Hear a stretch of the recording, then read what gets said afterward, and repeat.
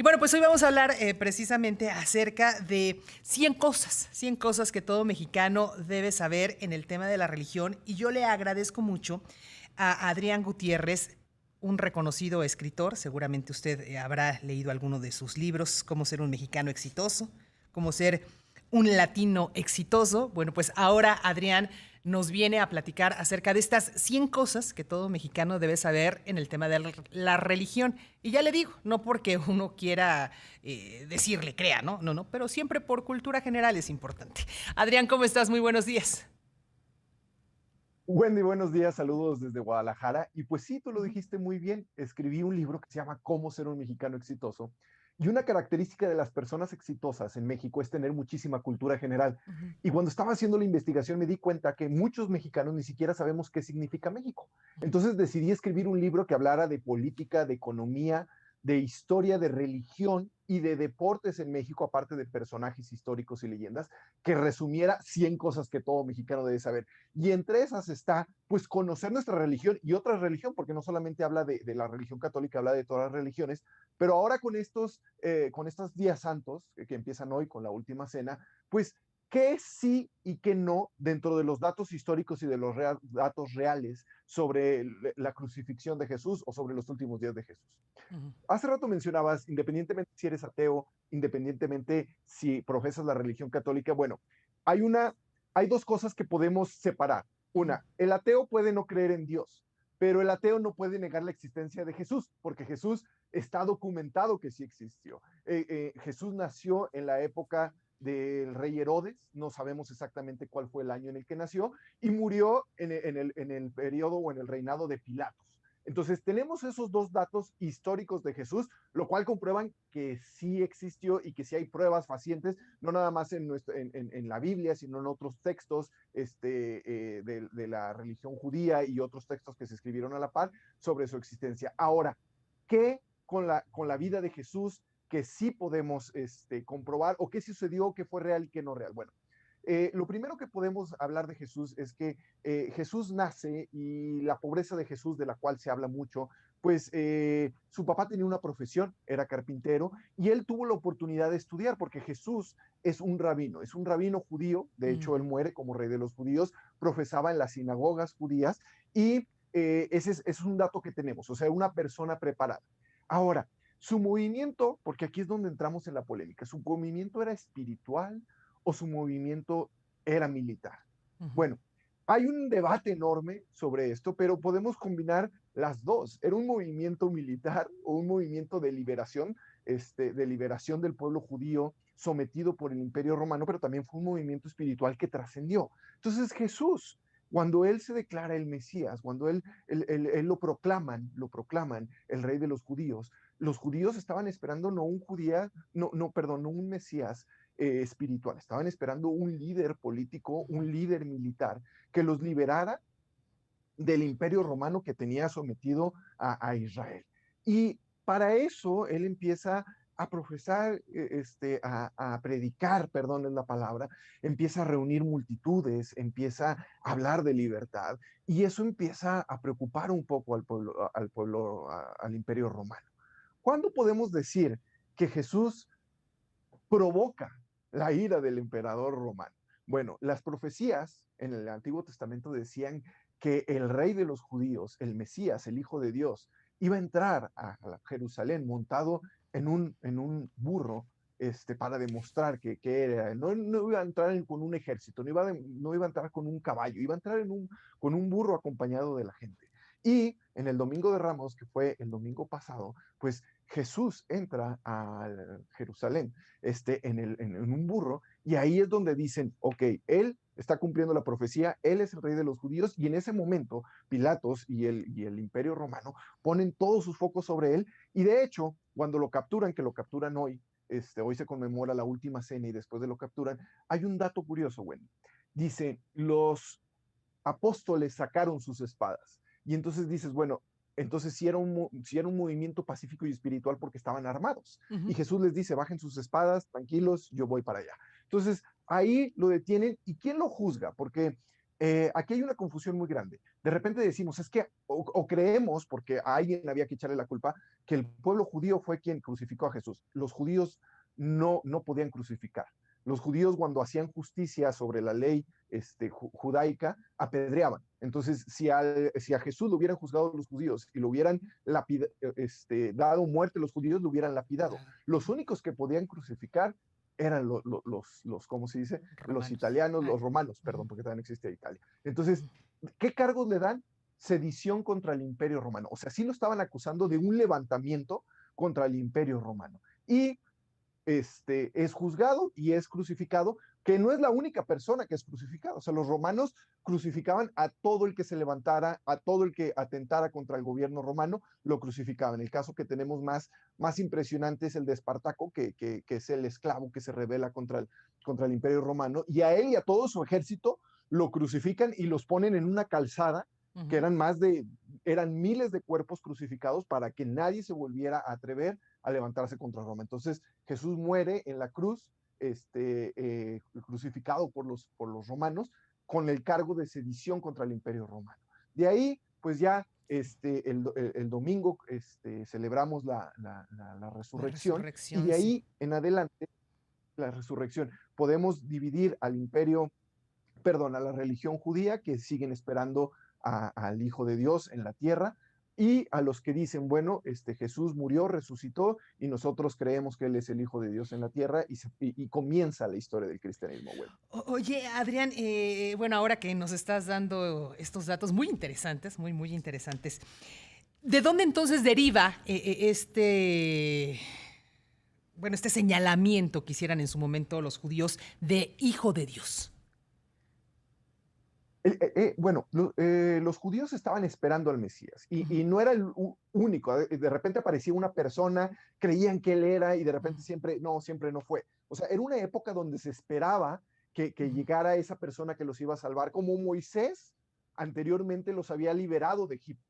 O sea, aunque Moisés no es un Mesías, de hecho la Pascua, lo que celebra, que la Pascua empezamos ahora, mañana con el Sabbat, lo que celebra es la liberación del pueblo judío ujú. del yugo de Egipto, y en busca de la tierra prometida. Entonces, cuando vuelve el imperio romano, de repente dicen, bueno, necesitamos que alguien vuelva y nos salve. De hecho, 70 años después de Jesucristo, hay otro Mesías, no recuerdo su nombre, perdón, pero hay otro Mesías que se encierra en el tiempo de Jerusalén, y donde es destruido gran parte del tiempo de Jerusalén. Y cuando muere dicen, bueno, pues tampoco fue el Mesías. Y cuando llega Jesús, él empieza a predicar en las sinagogas, él empieza a hablar de libertad, empieza a tener la atención de la gente, empieza a tener un ejército, porque Judas Iscariote es de un movimiento judío militar. O sea, a él sí lo podemos ubicar como parte de los celotas, que era,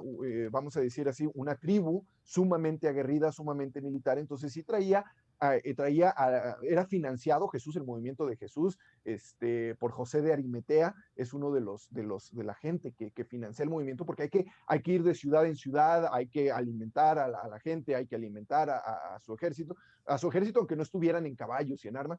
Entonces, sí era un movimiento muy, muy grande, y cuando él entra a Jerusalén montado en el asno, es cuando le da a entender al pueblo judío, yo soy el Mesías. Claro. Y cuando le da a entender al pueblo romano, él es el que nos puede atentar y querer liberar al pueblo judío de nosotros. Y ahí viene una parte muy interesante de esta separación de las creencias de ese momento, ¿no? Finalmente, bueno, Dios deriva de la palabra deidad, y bueno, los romanos tenían sus dioses, y el pueblo judío finalmente se centra en otro tipo de imagen, por decirlo así, a diferencia de lo que veneraban los romanos, ¿no? Ahí empieza también como que este cierto conflicto entre ambos pueblos. Los romanos tenían de peculiaridad de que cuando conquistaban a un pueblo, lo dejaban seguir siendo. O sea, a pesar de que estaba el emperador romano, había el rey judío, que entonces era Herodes y después Pilatos. O sea, y los dejaban profesar sus religiones. No eran como otros colonizadores que acababan con las religiones, que acababan con sus sistemas de gobierno, y los hacían convertirse a sus sistemas de gobierno y a sus religiones a fuerzas. Entonces, la diferencia, tú lo Uh -huh. dices perfectamente, el judío creía, o los judíos, de ellos heredamos también la creencia en un solo Dios, Uh -huh. no en dioses como los romanos. Y la división empieza entre los que creen que Jesús sí fue el Mesías, poco a poco, porque en ese entonces eran muy pocos comparado con el resto del pueblo, y los que siguieron esperando la venida del Mesías, que hasta el día de hoy el pueblo judío sigue esperando la venida del Mesías a hacer las paces con la humanidad. Y nosotros, los católicos, digo, yo soy católico, reconocemos a Jesús como el rey de los judíos, como el Mesías judío, y de ahí parte una nueva religión que es el cristianismo. Oye, ¿y de dónde viene todo esto, Adrián, que tú has estado investigando de la resurrección, la aparición? O sea, ¿de dónde vienen finalmente estas historias? No sé si llamarlo así, historias, o lo que sucedió o que conocemos como católicos y Lo que que nos han enseñado a lo largo de la historia. Ok, el Hijo de Dios, o Dios hecho hombre, tenía que vencer a la muerte. Era la prueba máxima de decir, sí, soy Dios. O sea, Ujú. vamos a decir, los humanos, nosotros los mortales, no podemos no podemos resucitar en esta vida.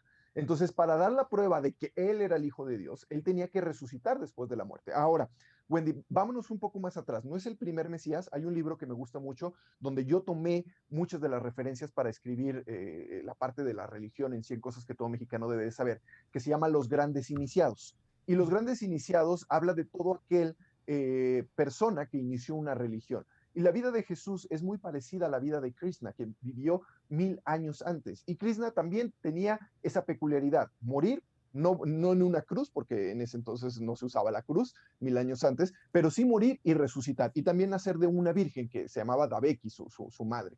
Entonces, Krishna nace de una virgen. También es perseguido porque un rey se entera de que lo va a destronar, entonces lo tienen que esconder desde chico. Muere y resucita unos días después, no recuerdo si Krishna es al tercer día o unos días después. Entonces, Jesús tenía que cumplir esa profecía que aparte estaba en el Antiguo Testamento.